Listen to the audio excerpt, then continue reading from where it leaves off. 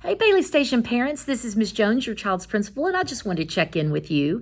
Things are going really well. We have our kindergartners coming in this week, and they're doing staggered enrollment, and then next week they are here full time, and it's so exciting for them. I'm walking the hallways, I'm into the classrooms. I will be reading to the classrooms eventually, just checking on kids, and students are happy, they're learning, the teachers are doing really well, and that's so important to me. I wanted to talk about the cafeteria and socially distancing in the cafeteria. We worked really hard on having it to where our students are sitting 6 feet apart in the cafeteria. Now, why is that important? It's important because I would have to exclude, the health department quarantines, but exclude less students because they're not exposed to each other in the cafeteria. If I'm maintaining 6 feet between students in the cafeteria, there's no exposure. However, in the classroom, they can only be 3 feet because we have more students in the building this year and the classrooms are not big enough. So we are at 3 feet in the classroom. And so how that works is if a student were to get COVID, anyone that is within a 6-foot radius of that student would have to be quarantined. So that's with mask or without mask. It's just the best that we can do given the situation of having more kids in the building and less space. But at least we have gotten it to where in the cafeteria, they are spread out. Now listen, they aren't as happy about that because they want to sit by their friends and they want to visit. And I totally understand that. So this is what I need from you.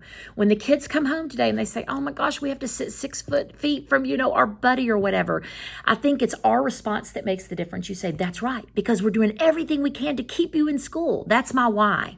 We're doing what we can to keep you in school so you don't have to quarantine and miss instruction.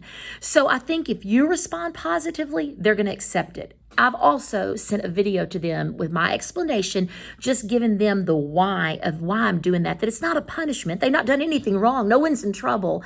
I just want to try to keep that exposure rate decreased as much as possible and keep our kids in school. The kids, like I said, they're doing very well. Now, in that cafeteria, we have an overflow section, and we like to call that the VIP room. It's actually overflowing right outside the cafeteria into the hallway.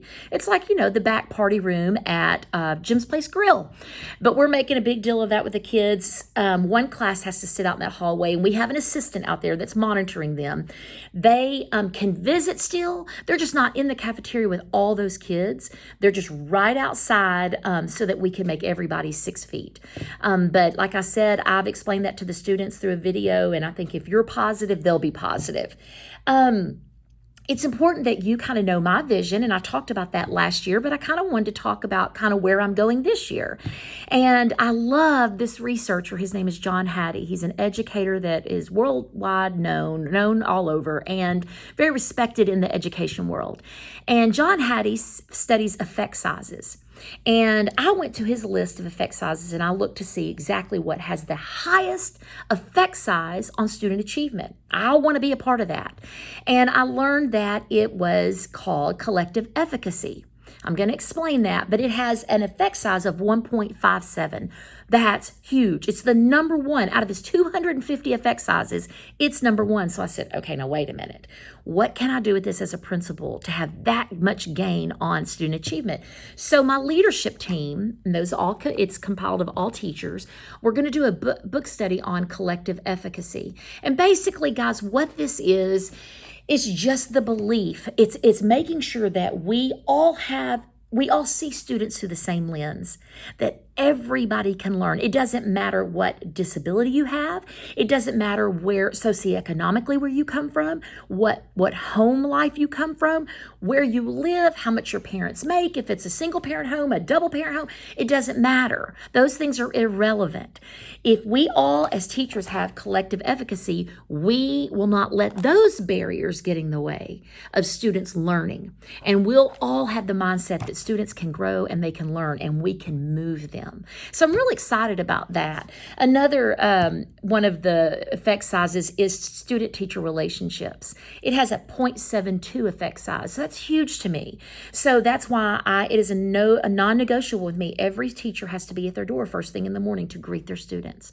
I tell our teachers, I want you to know their stories, know their hobbies, know when their baseball schedules are, know what sports they love, know if they sing, if they play an instrument, know who their parents are. If we know our students' stories, We form relationships. And if we form positive relationships with our students, then the effect size on student achievement is, like I said, 0.72. So we're just doing a lot of cool things here with my faculty in our professional development and in our professional learning communities that are go on behind the scenes. But I want you to know that, that we are continuous learners, basically. The last thing I want to say is I'm here for you. If you need me, you email me. I appreciate all the kind and supportive emails I've gotten. I can't tell you how much that means to me. All of us, because it has been, very challenging, and we're just living in a crazy world right now. I can't control that. I have no say over that. But what I can control is what happens in this school building. I love my job. I love the teachers, and I love the students, and I'm so grateful for you. And I'm going to do everything in my power. Just know that. I won't be perfect. I'll make mistakes, but I'm going to do everything I can to make this a great place for kids to learn. I'm here if you need me. Have a great day.